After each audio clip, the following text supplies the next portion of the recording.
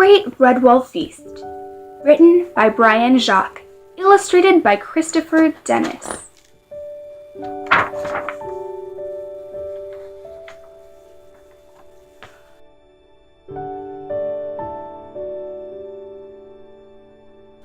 I'll tell you a story. You'll see it unfold. I can still recall it, though I'm old.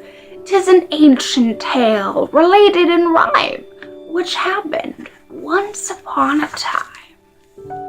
Once on a summer's day in the golden long ago, at the Abbey of Redwall, which some of you may know, lots of woodland creatures and all the abbey mice were planning in secret a marvelous feast for their abbot.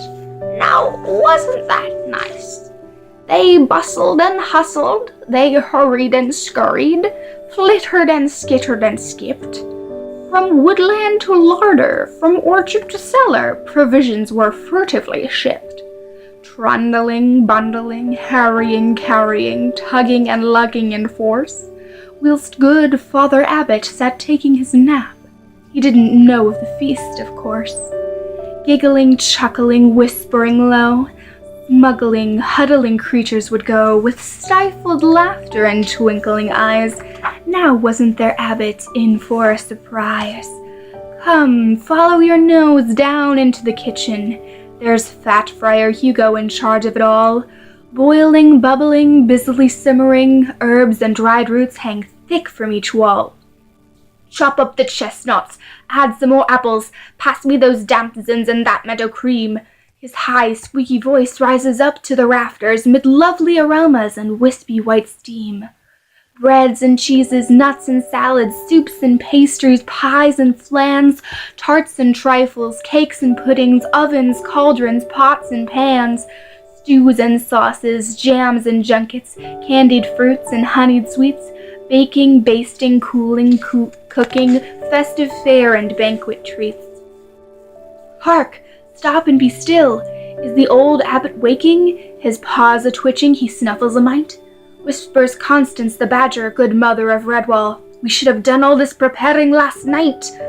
Matthias the warrior peeps at the sleeper.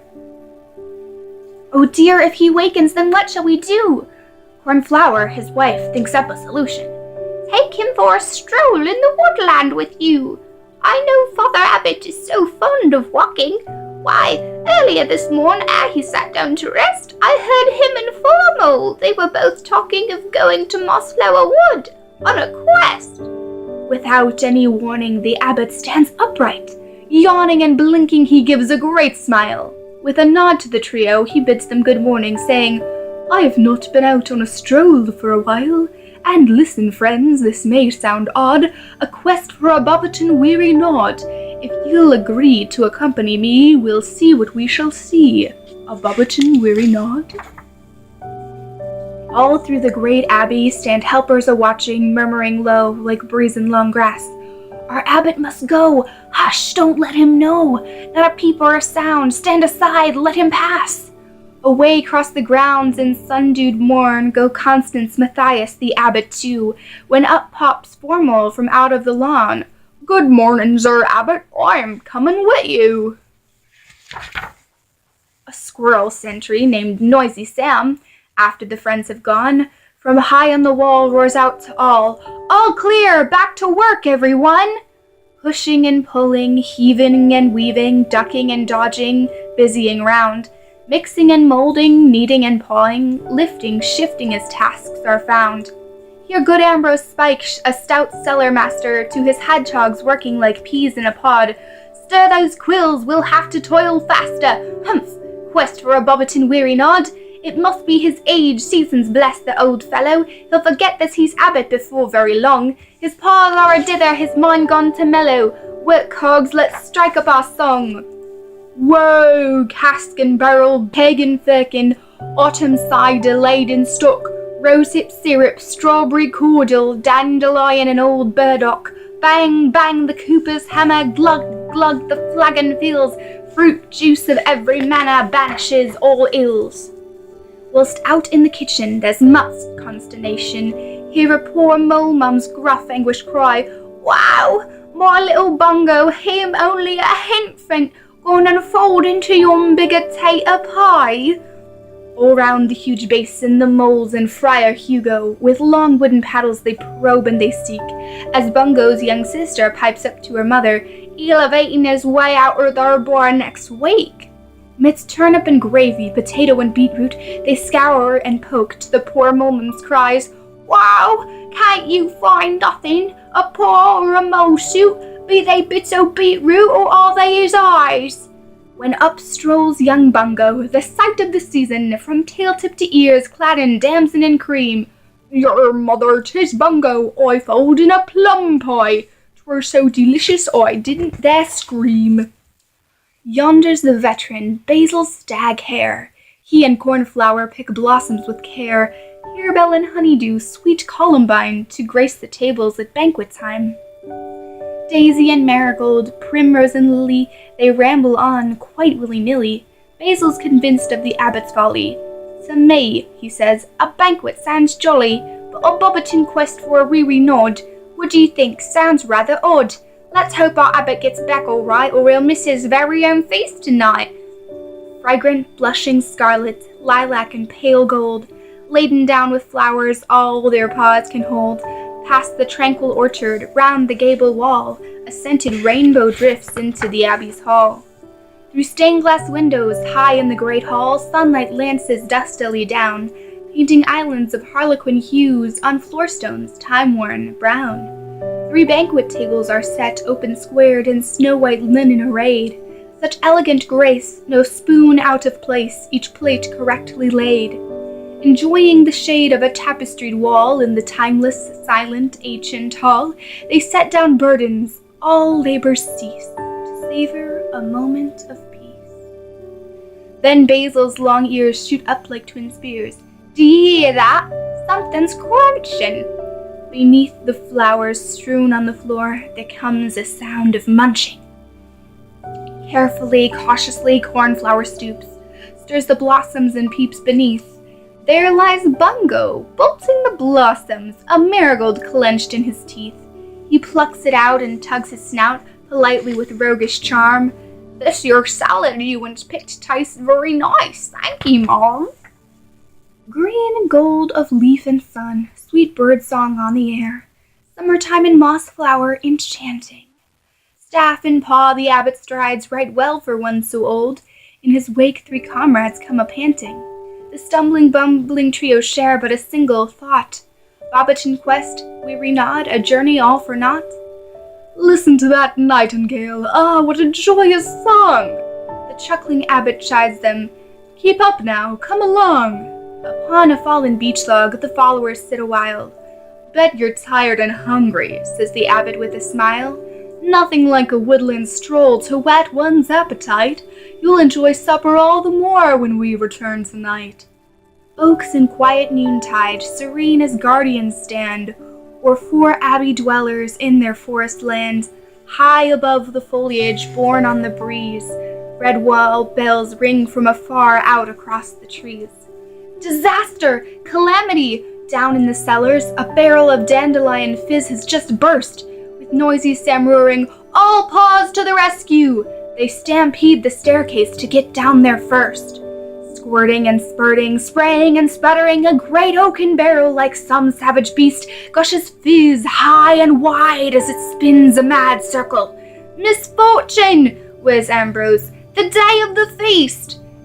Slipping and skidding, dodging the barrel, youngsters chase round with mouths open wide. No sense in wasting, it's so lovely tasting, and dandelion fizz always tickles inside. Make way, stand aside for the skipper of otters. He's weathered all storms of river and stream. With a bung and a mallet, the lithe, brawny creature bounds upward to hang by his tail from a beam.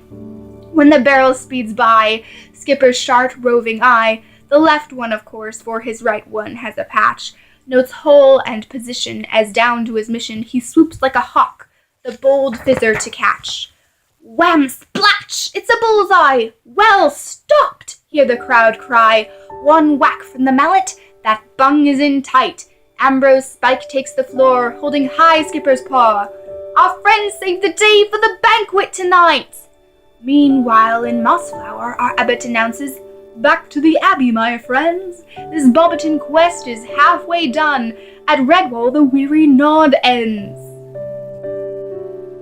Bewildered but obedient, they retrace their way on the path they traveled earlier that day. Relieved but very puzzled, Formal gives a groan. "Questing, bobbin' and noddin' far away from home." Matthias silently agrees. They've been led, but where? Trudging around in woodland for a thing that isn't there? When a mouse grows older, his memory often slips, but never would the abbot hear that from Matthias's lips.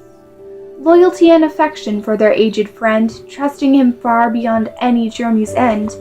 Faithful and unfailing, hoping to be home soon, they wend along together through acres of afternoon.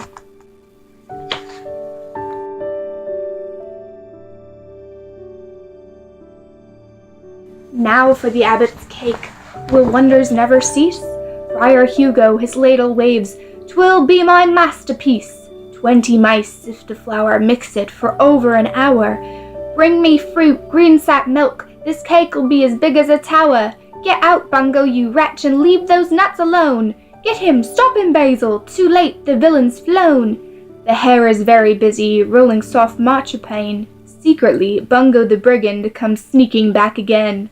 Seashells and icing rosebuds fashioned with loving pride, green, pink, and yellow round the cake's broad side, blending beech and hazelnuts with mounds of honey cream. "Bungo's on the loose again!" hear Hugo's panic scream. Bungo the bandit is everywhere, plundering without a care, an outlaw with 2 sticky paws and tiny, ruthless jaws, dodging round the ovens or hiding neath the table. Nothing edible is safe from one so small and able. Friar Hugo and Basil Hare are working as a team, finishing the icing, smoothing off the cream. They add the final rosebud and stand back satisfied. "Perfection!" squeaks Fat Hugo, his face aglow with pride. A sudden naughty chuckle brings cries of loud dismay. "Where's that rascal Bungo?" do I hear some beast say. "He must be apprehended, stopped at any price." That cake may be the abbot's, but Bungo wants first slice. "There he goes, the villain, behind that trolley, there!" Like an infant mole plague bound to get his share. Hugo swings the dishcloth, Basil wields a broom. Between them they chase Bungo all around the room. It's Skipper to the rescue, slamming the kitchen drawers. He drags an empty icing pan firmly in both paws.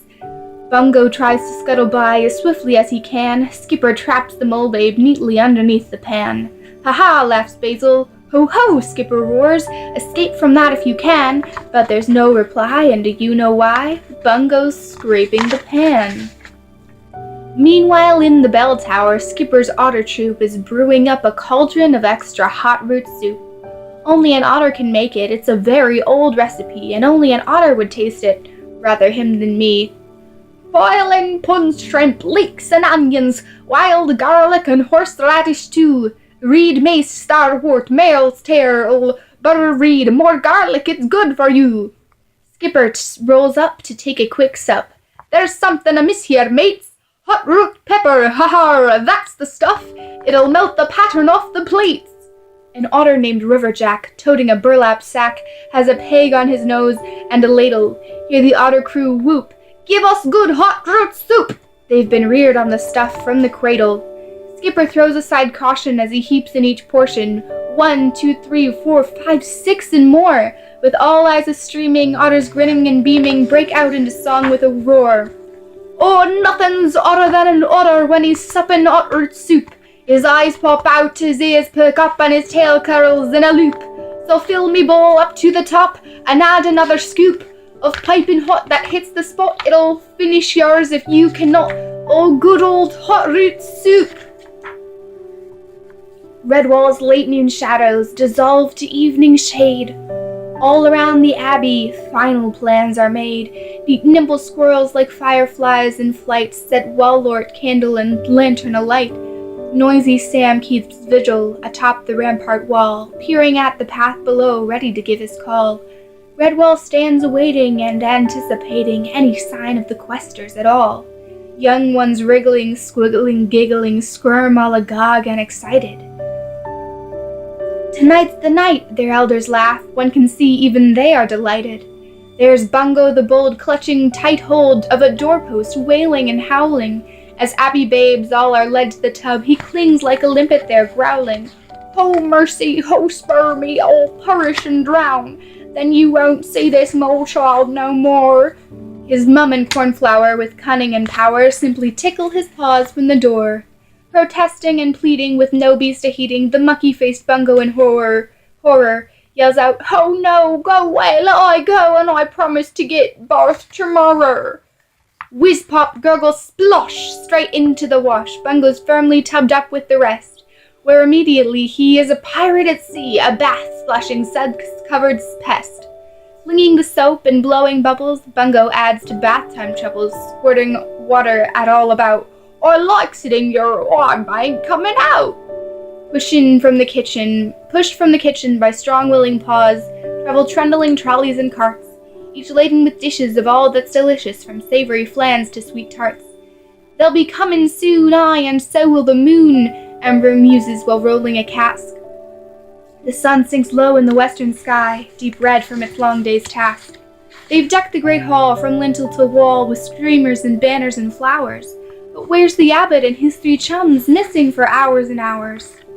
How far to Redwall? Weary-pawed and slow, out of the darkened woodlands, down the path they go. The abbot sympathizes, soon we'll take a rest. I'm sorry to cause you worry with my silly quest. As Formel smiles and Constance shrugs, Matthias raises his paw. See the spire, 'tis the abbey ahead, what are we dawdling for? Revived by the sight of Redwall that night, 4 travelers step out apace, whilst high in the skies, like small jeweled eyes, the stars watch down from space. "Hurrah, they're here!" bellows noisy Sam from his perch on the rampart wall.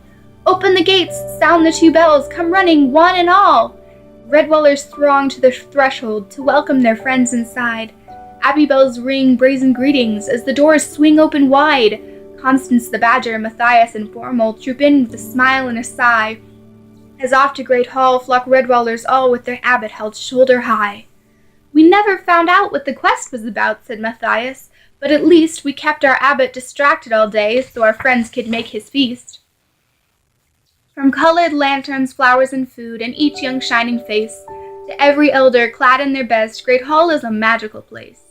"Surprise, surprise," see the abbot's eyes, do they twinkle knowingly? "Good gracious," he says as he stands back a ways, "why I never, is all this for me?"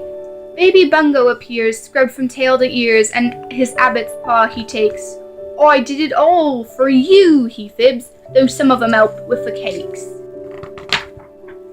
Mid laughter and cheers from his abbey peers, the abbot walks to his place. Bungo sits on his knee, whilst reverently they recite the Redwall grace. Seasons of plenty, days of peace, in Redwall may these never cease. Good comradeship, long life and health, our abbey's precious wealth. From winter's white to summer's gold, from spring to autumn we uphold these bounties Mother Nature brings. Respect her earth and living things. The prayer is over, marked by when noisy Sam roars out, "Amen!" And loud but clear above the din, Basil gives the word, "Dig in!" Oh, was there ever such a feast? Each Redwaller, each abbey beast, raises his and her beaker in a toast to the abbot we loved the most. They're supping the soups and serving the salads, whilst choirs of otters sing comical ballads, cutting the cakes and serving the sweets as magical mold as conjuring feats, chewing and chattering, munching and laughing, nibbling, sipping, gobbling, quaffing. "Here, try some of this, here have more of that. Here, try some of that, here have more of this." Bungo give Constance a big sticky kiss. Here's strawberry fizz, there's October ale and dandelion cordial by the pail, hot damson pudding, cold junket sweet, warm blueberry scones, they're nice to eat. There's the abbot's fine cake, and on Bungo's advice, he allows the small chimer to take first slice. So the banquet rolls on into late night hours, midst laughter, lanterns, singing, and flowers.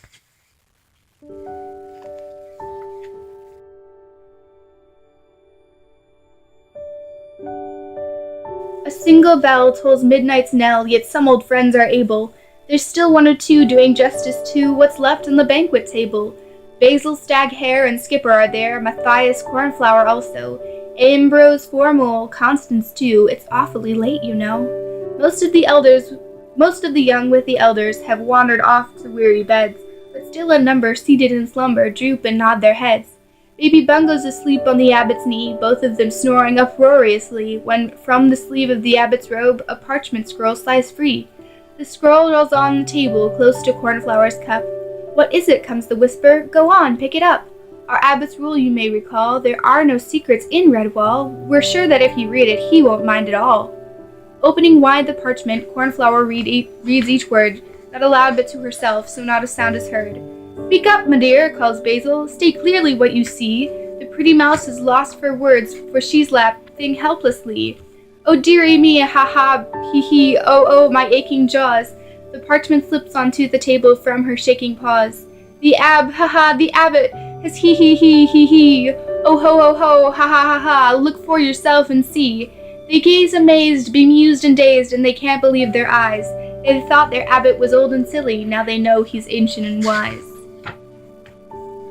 So there you have it. I remember that feast. Wasn't our abbot a clever old beast? To make up his riddle and go on the quest. Sometimes it's not just the young who know best. Goodbye, my friends. Come back sometime. Maybe I'll read you another rhyme. Our names and address, should you wish to call. Bungo and Sam, the Abbey, Redwall.